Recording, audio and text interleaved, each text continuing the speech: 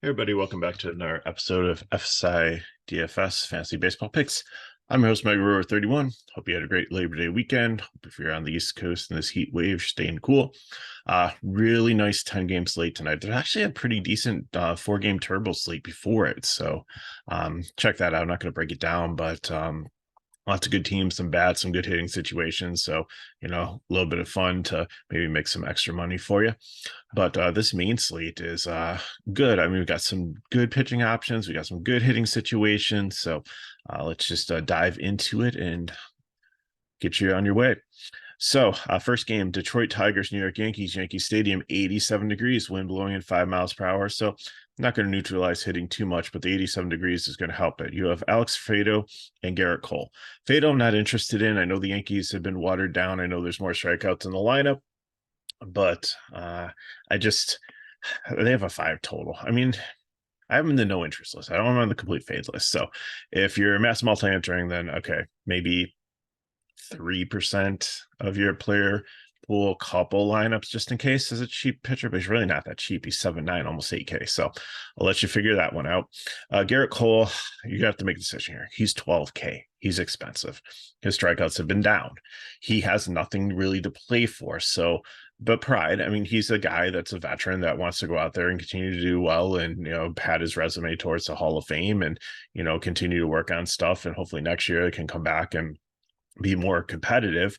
He's against a Detroit team whose Green is back on the IL now. It's not that great. Don't have a ton of power.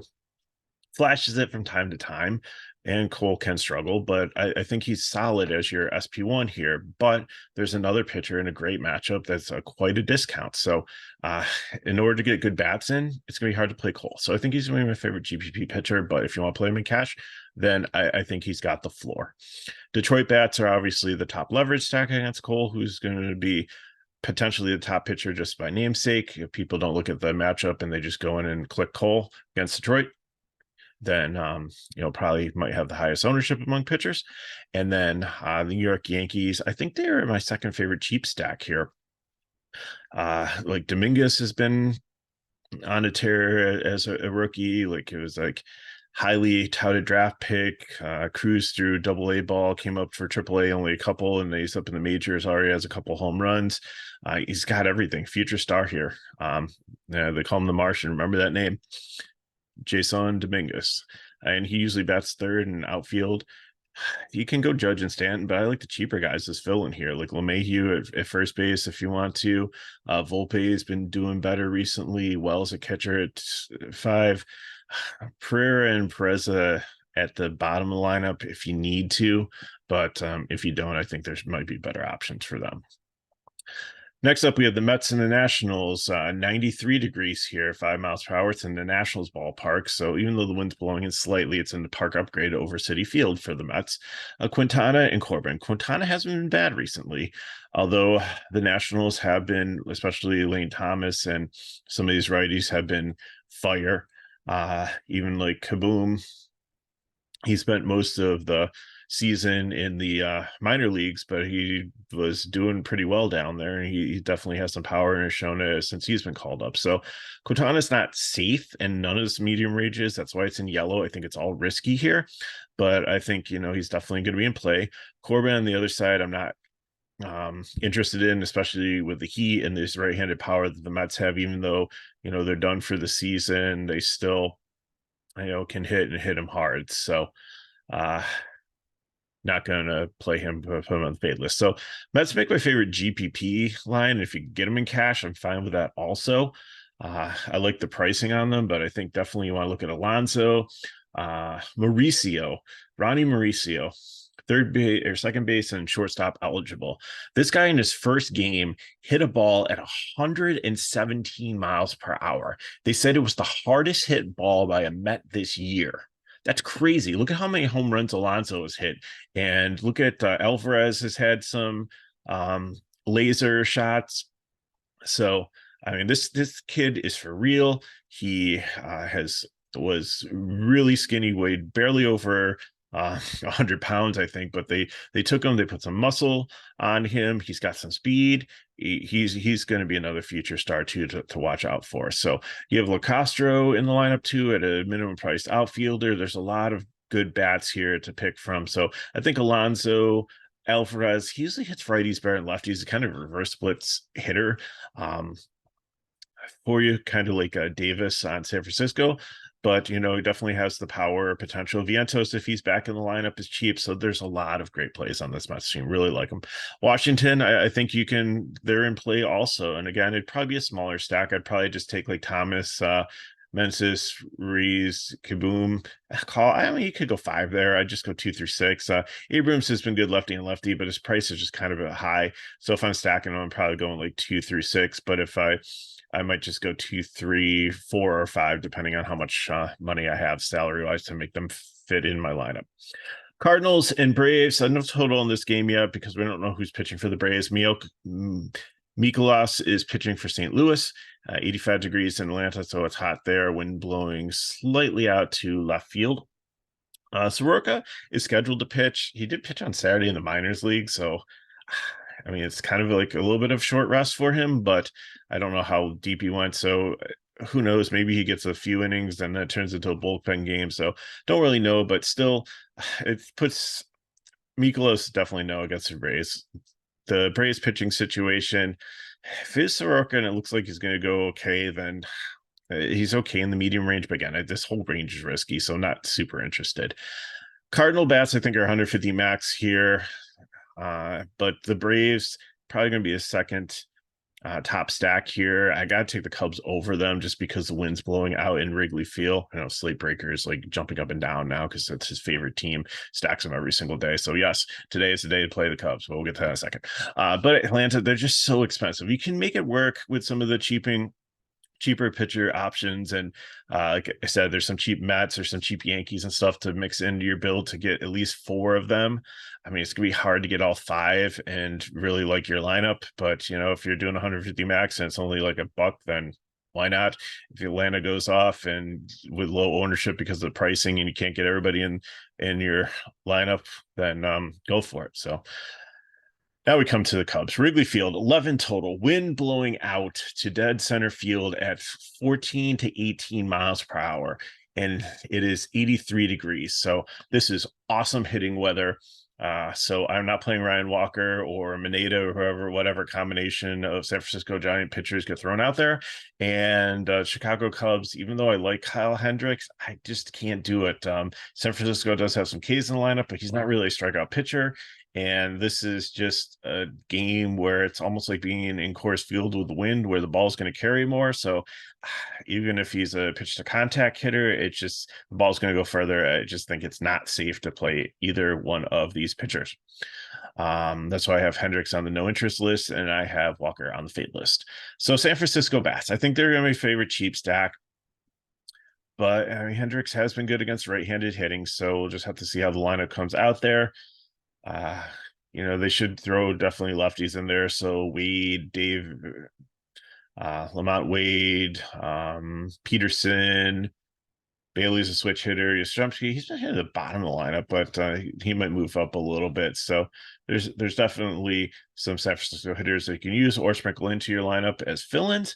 And then the Cubs, love it. Favorite stack, Tauchman, Horner, Happ, Bellinger, lefty and lefty is perfectly fine. If a lefty comes out of the bullpen, but right now Walker's a righty starting. And then Swanson, Suzuki's been hot recently. Great price tag on him, 3.5. Great point per dollar play there. Even the bottom line of Candelario, Gomes is the catcher, and Morale, if he plays, is usually he's 4.5, so it's a little expensive for a guy batting ninth. But if you want to make your stack a little bit different and do a wraparound stack, then there you go. Play him in your stack and go like 9, 1, 2, 3, 4, something like that. So just some ways to go there. White Sox and Royals. Royals put up a ton of runs yesterday. Looked like a football score. And it was against a decent pitcher, or although we thought. So Dylan Cease there today. I don't think they're going to score as many runs, but Again, it's 91 degrees, which is great hitting weather. It's a neutral hitting park. It's not like a great hitter's park or a pitcher's park. It's pretty much somewhere in between there. But 13-mile-per-hour winds blowing out, so it should be good hitting conditions. 9.5 total. So Cease, again, I think you could try him because Kansas City, even though they showed some power yesterday, it's more the exception than the rule. So I think he's in play. Singer has been doing well recently. I know the White Sox have been struggling. He's come back from paternity leave, I believe. So hopefully you got enough rest. But when you have a new child, it's like, that can take a lot out of you too. So I don't think he's like fresh and rested by any means. His arm might be, but his body overall, I don't know how he's going to bode. So I think, again, he's probably the top one if you take that factor out of it in the mid-range. But again, I said this mid-range is very scary here, so I'm probably going to avoid both these pitchers. And White Sox and Kansas City, I think you can play the bats on both sides. I don't think they're primary stacks you want to look at, but if you're doing GPP, I think you can play a stack of both with the hitting conditions of this game. Houston Astros and Texas Rangers, Valdez and Eovaldi. Both pitchers are good pitchers, but both pitchers have struggled recently. Evaldi's come back from an injury, so I don't know how deep he's going to go. Valdez has had struggles recently. Both have decent offenses, so I think I'm just going to put Eovaldi definitely in the no interest, and Valdez I'm dropping him way down to 5th on the high salary guys at 10-1. I think he's the second most expensive pitcher on the slate. And I mean, great GPP play if you think Texas is going to continue to struggle. But if you think he's going to continue to struggle, then it's a great day to play a Texas stack. So I think both these, Eovaldi I'm not going to touch because I don't think he goes deep enough at 10-4. So actually, Eovaldi's the second highest pitcher. Valdez would be 3rd.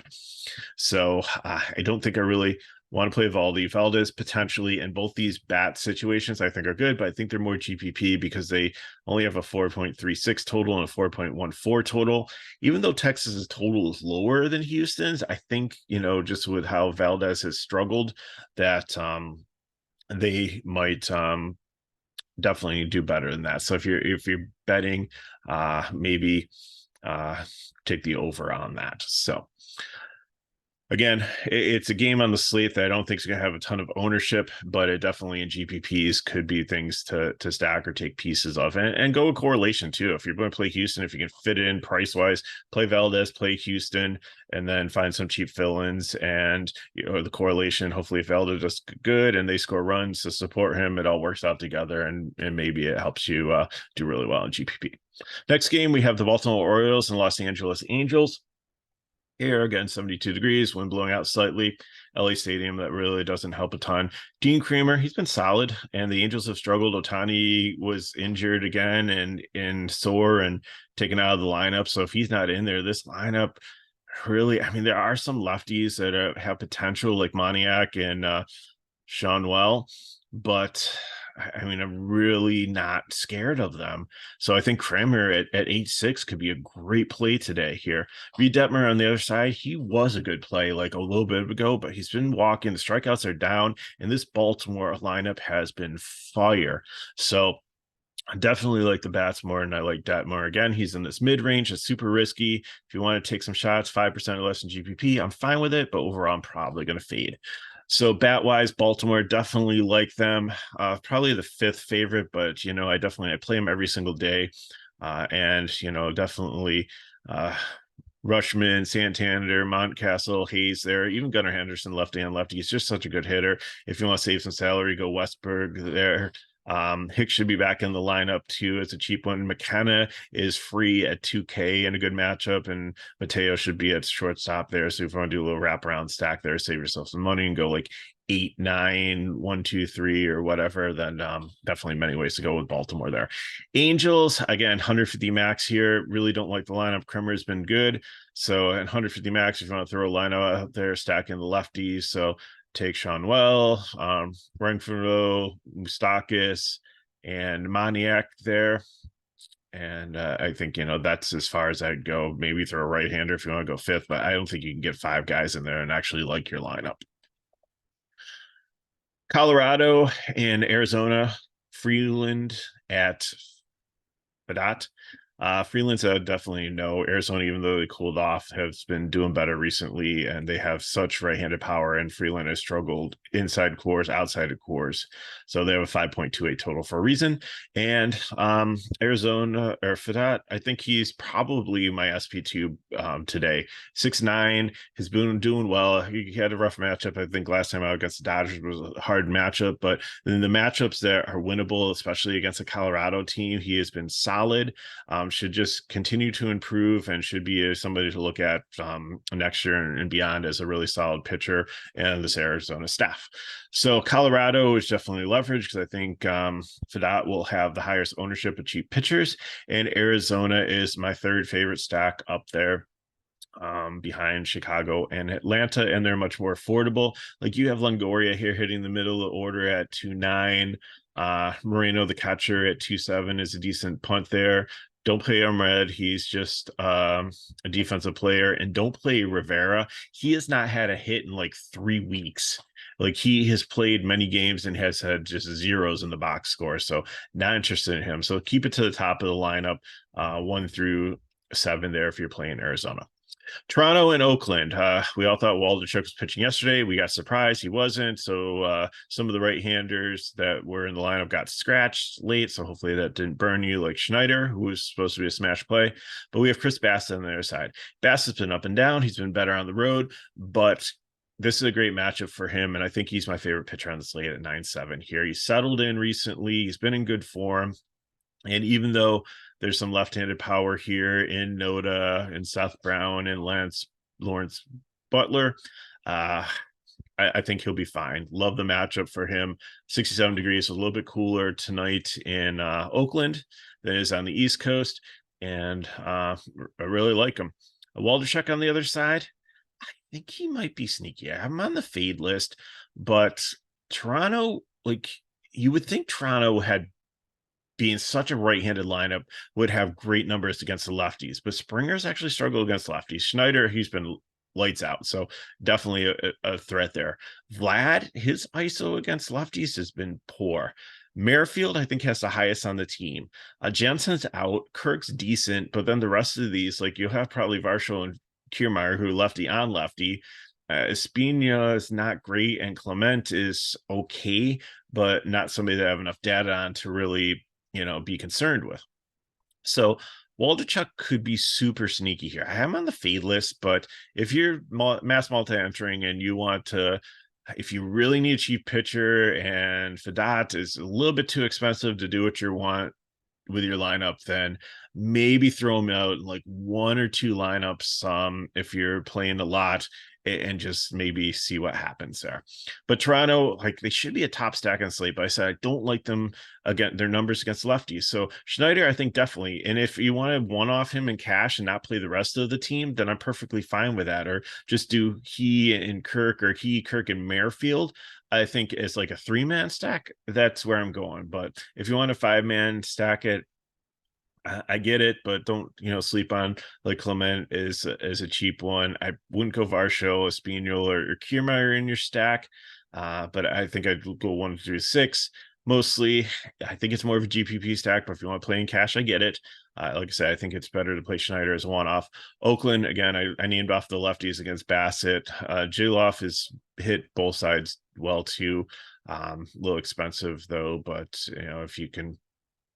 if you're playing it, then again, the same thing I said like before with Houston, maybe coordinate it, like take Waldichuk and then take the Houston lefty, or not Houston, the Oakland lefty bats here, and like Kemp, Noda, Butler, and Brown. Hopefully they're closer together in the lineup. It looks like they're alternating lefty righty throughout the whole lineup, so it really doesn't give you like as much correlation, but they're not far enough away from each other that if they start a rally that each one wouldn't help pick up the other ones if they got on base. So just something to consider there if you're playing some contrarian GPP lineups. Final game today is Philly and San Diego. We have Michael Lorenzen and Pedro Avila coming from the bullpen to be actually a starter. Lorenzen, like we saw him do really well against Detroit, struggled recently. It's still the Padres, so I have him on the no interest list. But again, if you're, and he's 9K, I think the pricing on him is the thing that like takes me the interest off the most, because I know the Padres have been hit or miss, and Lorenzen has been hit or miss also. So if the combination goes right for you, it could be a really good play, but I think there's a risk. So 10% or less than 150 max if you want to play him. Avila, again, if you're looking for somebody cheap, but Philly, I think their offense is really starting to put together here, kind of like they did at the end of last year. It's trying to get healthy, and some of these, they've got some guys that they can rotate in for against lefties, against righties. So they have some good platoon matchups that they can play with. So I think, you know, if they do continue on and make it to the playoffs, that they could be definitely a threat. So Philly, I like them as my second favorite GPP stack. San Diego would probably be third, like if Lorenzen has a night off or off night here. So it's a little bit warmer than it usually is out in San Diego. It's going to be like in the 70s. So that should help with hitting. But again, I think they're just GPP plays. So let's look at some builds and get you on your way for your day. So as I said, I am taking Bassett as my SP1. I'll probably take Fadad as my SP2. Catcher, you probably need a punt here. Like I said, Moreno, Arizona makes a lot of sense, but I'm going Cubs and I'm going Mets. I know Mets are top GPP, but they fit really nice with the Cubs. So give me Alonso at first base. If you're not playing the Mets, that's fine. You can put Bellinger there if you need more outfield spots. Honer at second base. At third base, I'm hoping that Vientos is in. If not, you can play you know, a Cub there or one off. That's fine. Mauricio, if he's in the lineup, really like him at shortstop, really cheap, really like the power and speed that he has and at his price tag. So Happer, Troutman here, Bellinger, and then I'll let you figure out if you want to take another Met or play all three Cubs or play Suzuki there. There's lots of different ways that you can go to continue to build that. Let me do the GPP first, and then I'll do FanDuel separately. So GPP for Cole is the SP1 here. If you want to go for that, that's fine too. I think I'm going to go Kramer here, but if you go Kramer, it's hard to get Vlad in, which again, I said is not probably a problem because he hasn't really hit left-handed pitching great. So Kirk, I think is I'm definitely going to go as a catcher. So Vlad or Mayhew depends on who your SP two is going to be here. So give me Merrifield, give me Schneider, give me Dominguez for the Yankees, and then you can fill in with more Yankees. If you do try to get Kramer in, you're going to need a 2K outfielder or so. It's like I said, Butler's like 2-1, Kramer, LaCastro for the Mets. There are definitely some options for you there. Now going to FanDuel. I have so many builds I like on FanDuel. So for cash, I'm going Bassett. Give me Alonso, Mauricio, Hap, Bellinger, Talkman. So I'm going Mets and I'm going Cubs. It actually, at shortstop, there's nobody in that stack that really works that I really like. I mean, you can, if you can get up to Lindor, but I mean, I might go a one-off here, and a really good one might be to look at might be Estrada for San Francisco there, because he's got the win also, and he's a righty against the lefty there. So that's where I'll probably look to go there. So GPP have so many options. You can go Cole, you can go down to Fadad. And the Cole one, I took the Blue Jays, and then I took some of the cheaper Arizona guys. I couldn't get in Walker just because positions overlap. I couldn't get in because I really want to play Schneider. I couldn't get in Marte, but Longoria is cheap. Shortstop, I'll probably punt and play one off there. But Springer, Merrifield, Gurriel, which is horribly misspelled there. I apologize for that. And then fill in with the rest of the Blue Jays. And I mean, you might be able to get Vlad in your utility also with the Cole build too. But if you take Fasat, then you can get like Phillies in there. So like I can get Baum, I can get Turner, and then pick like whatever outfielders you want to do it. Or if you want to go Cole and you want to go Vlad and you know, and pay up, then the Yankees fit in there. So I like Perez, I like Dominguez, and then pick another Yankee that you like as cheap, and then you just have to take a one-off in whatever position you want. So what I got for you. Again, like the slate, should be fun. So I'm looking forward to an exciting night of baseball. So if you have any questions, you can always put them in the chat below. Hit me up at MegaRow31 on Twitter or X, whatever you call it. And then if you want more information on FSi DFS, you can go into the description of the video and you can get the link to our Discord and on our website to see what packages we offer for that. Got a lot of cool things coming up with football for the fall. We still have the season discount going on until it kicks off on Sunday. So it's almost half price, I believe. And then finally, if these videos help you or help by watching it, if you want to go a little bit further, then subscribe to our channel if you haven't already, and then you can also share with your friends. So thanks for watching. Hope everybody has a great Tuesday. Good luck in your contests. I'll see you next time.